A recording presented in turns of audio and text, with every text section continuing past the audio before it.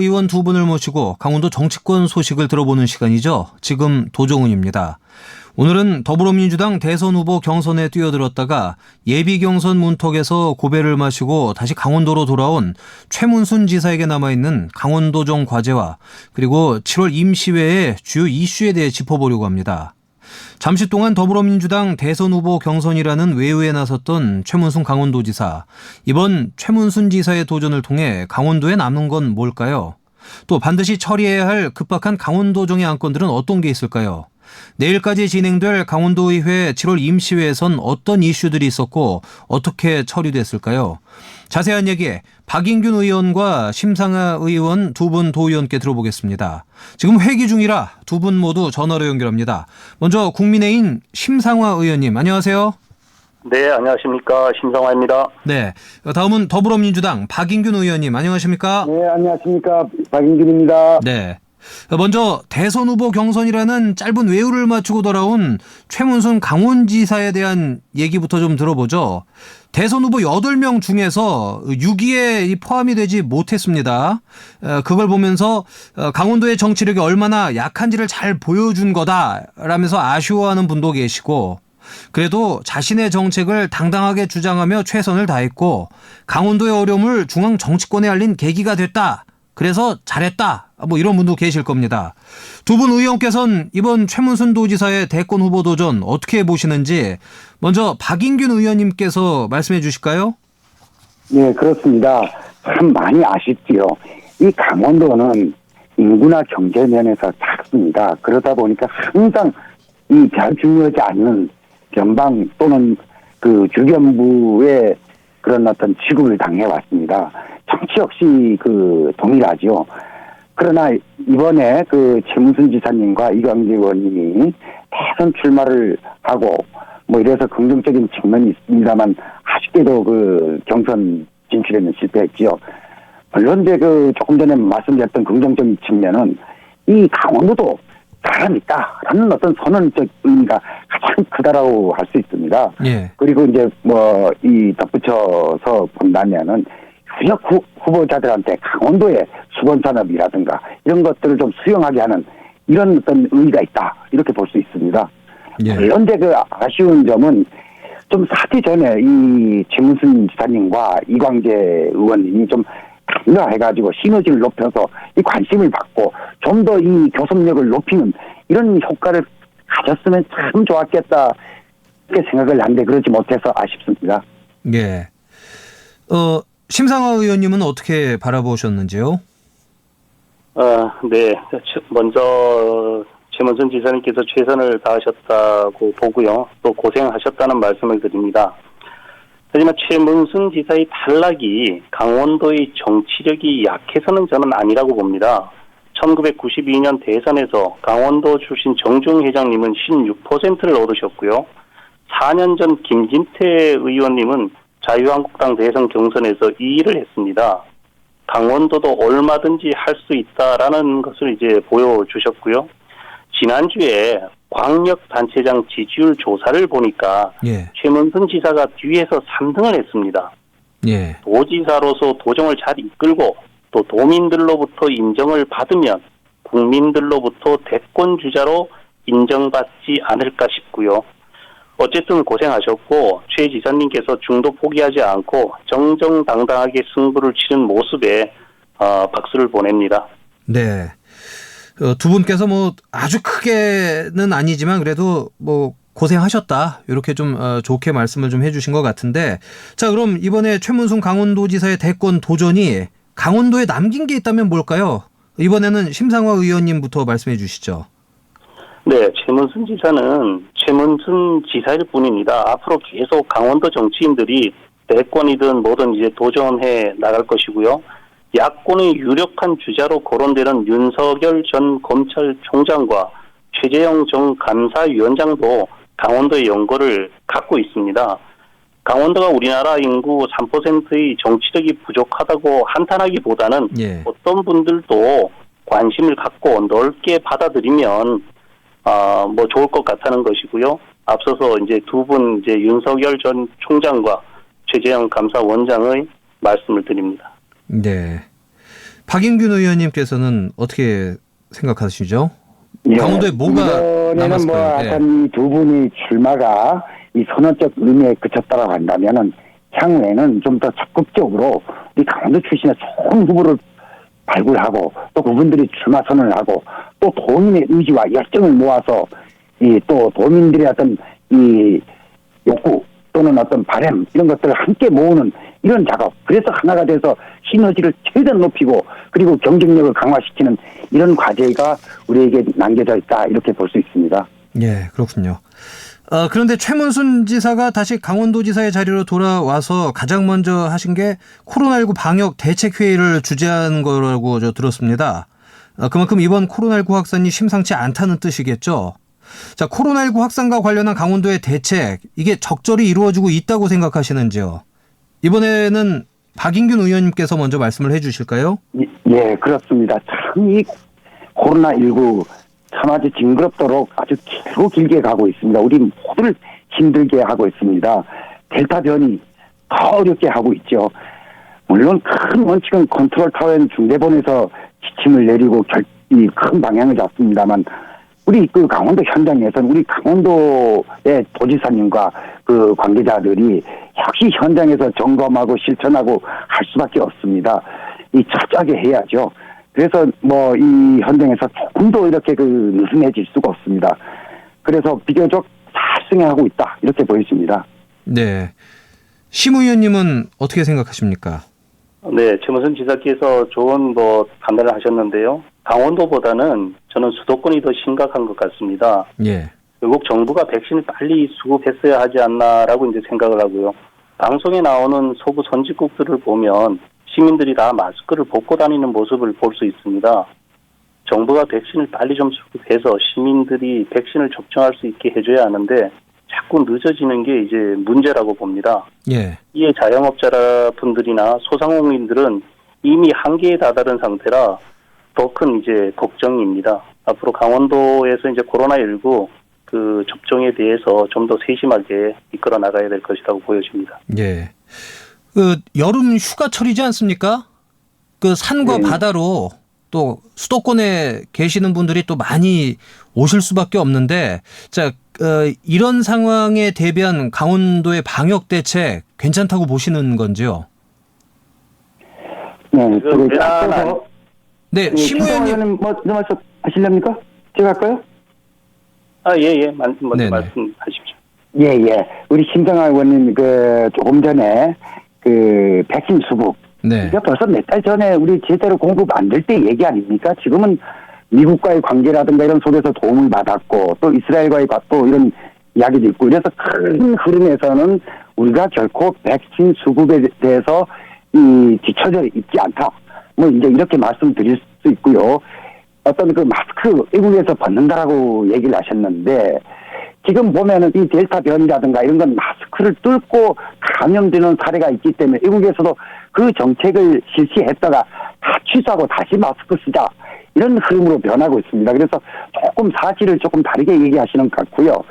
이 바캉스 시즌에 이 수도권이라든가 이런 데서 오는 관광객들 신경을 써야죠. 이 지역에 감염시킬 수 있는 우려가 상당히 큽니다. 그건 뭐 우리 강원도에서 또는 이 지자체에서 한참 신경을 써야 하고 철저하게 준비를 해야 한다고 생각을 합니다. 예. 네, 지금 박인김 의원께서 잘못 알고 계신데요. 아시다시피 언론 보도에도 지금 나오고 있지 않습니까? 지금 50대 백신 접종을 하고 있는데 50대 백신이 지금 부족해가지고 여러 가지 이제 문제가 발생되고 있다는 것도 잘 알고 계실 겁니다. 또한 강원도에서 지금 그 코로나19 때문에 이제 여러 가지 문제에 대해서 대책을 마련하고 있지만 특히 지금 여름철에 있어서의 방역 대책을 지금 재난안전실하고 우리 보건복지여성국에서 대책을 지금 마련하고 있는 것으로 알고 있습니다. 예, 알겠습니다. 강원도의 방역 대책에 대해서는 이 정도에서 마무리를 좀 짓고요. 저희가 또 얘기 나눠봐야 될 문제들이 많으니까요. 알펜시아 리조트 매각에 대해서 또 안 짚을 수가 없는데요.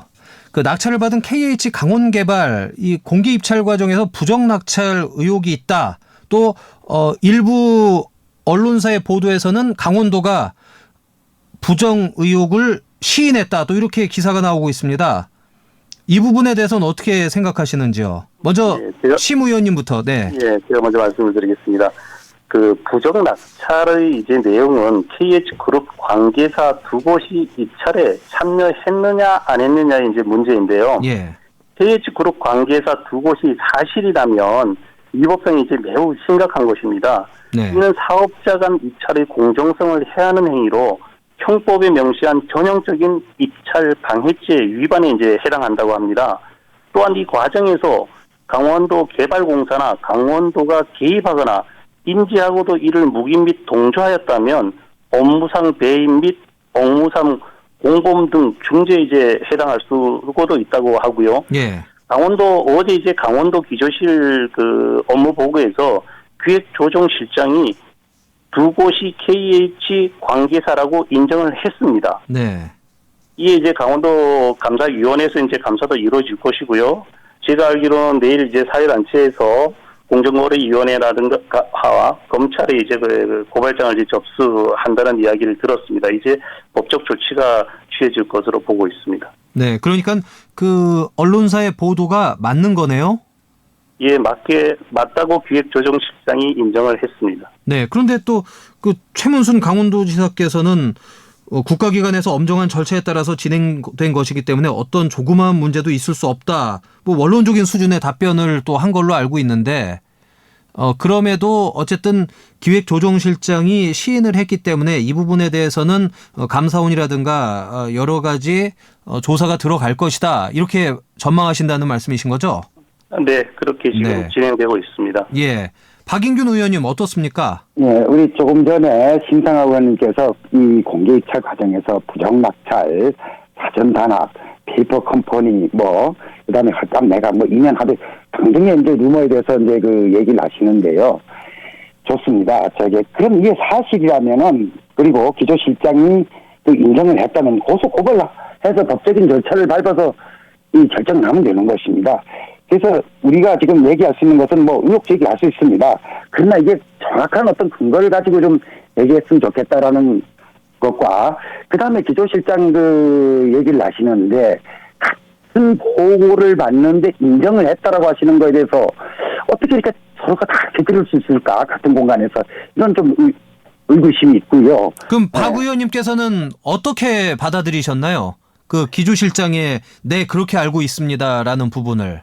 이제 부분적으로 언론사에서 이런 소문이 있다라는 보도된 데에 대해서 알고 있다. 이렇게 저는 해석을 하고 들었습니다. 아, 그러니까 심 의원님께서 받아들이신 거는 KH 관련사가 그러니까 그 KH 관련사 두 곳이 입찰에 참여한 게 맞느냐 했더니 강원도 기획조정실장이 네 그렇게 알고 있습니다라고 받아들이신 거로 되어 있고 지금 박인균 의원님께서 말씀하시는 부분은 언론사에서 KH 관련사 부정 입찰에 대한 보도가 나오고 그런 의혹이 있다. 그 부분을 알고 있느냐 하니까 강원도 기획조정실장이 네 그렇게 알고 있습니다라고 지금 이해하셨다는 말씀이신 거죠? 네, 그렇습니다.